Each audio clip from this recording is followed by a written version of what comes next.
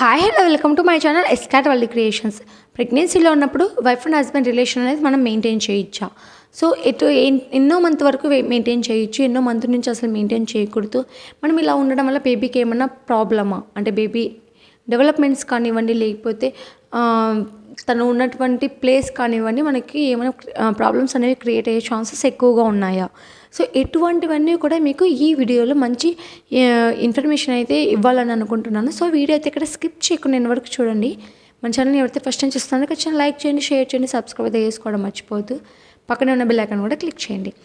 So late చేయకుండా వీడియోలోకి అయితే వెళ్ళిపోతే, ఫస్ట్ ఆఫ్ ఆల్ మీరు గుర్తుపెట్టుకోవాల్సింది ఏంటంటే, వైఫ్ అండ్ హస్బెండ్ రిలేషన్ అనేది ప్రెగ్నెన్సీలో చాలా చాలా ఇంపార్టెంట్. ఎందుకంటే మన బాడీలో ఎన్నో రకాలైనటువంటి హార్మోన్స్ బ్యాలెన్స్ అనేది ఇన్బ్యాలెన్స్ అవుతూ ఉన్నప్పుడు రకరకాలైనటువంటి మూడ్ స్వింగ్స్ కానివ్వండి, చిరాకు కానివ్వండి, లేకపోతే చాలా వరకు కోపడుతూ ఉంటారు కొంతమంది. ఒక్కొక్క బేబీ అనేది మన పొట్టలో ఉన్నప్పుడు ఒక్కోసారి కోపం అనేది ఎక్కువగా వస్తూ ఉంటుంది.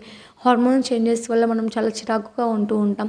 అన్ఈజీగా చిరాకు పడడము, ఉన్నదానికి లేని దానికి కోపడం, ఇలాంటివన్నీ జరుగుతూ ఉంటాయి. సో ఎప్పుడైతే మనం వైఫ్ అండ్ హస్బెండ్ రిలేషన్ అనేది మెయింటైన్ చేస్తామో అప్పుడు మనకు చాలా వరకు బాడీ అనేది రిలాక్స్ అవుతుంది, చాలా హెల్తీగా ఉంటుంది. ప్లస్ బేబీ కూడా డెవలప్మెంట్కి చాలా ఇంపార్టెంట్. ఎందుకంటే మనం ఎప్పుడైతే మన బాడీని రిలాక్స్ మూడ్లో, అలాగే ఎటువంటి నెగిటివ్ థాట్స్ కానివ్వండి, లేకపోతే చిరాకు కానివ్వండి, what ever it is, negative vibes అనేవి లేకోకుండా పాజిటివ్ వైబ్స్లో ఉన్నట్లయితే ఖచ్చితంగా బేబీ అనేది చాలా హెల్తీగా గ్రోత్ అవుతుంది.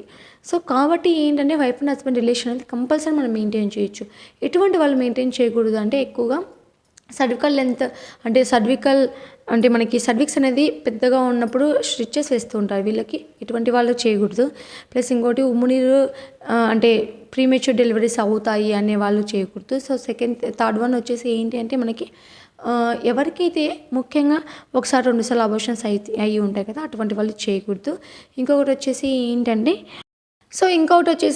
ఏంటంటే మాయ కిందికి ఉన్న వాళ్ళు చేయకూడదు. ఐవీఎఫ్ ద్వారా ప్రెగ్నెన్సీ అనేది కన్సీవ్ అయిన వాళ్ళు చేయకూడదు.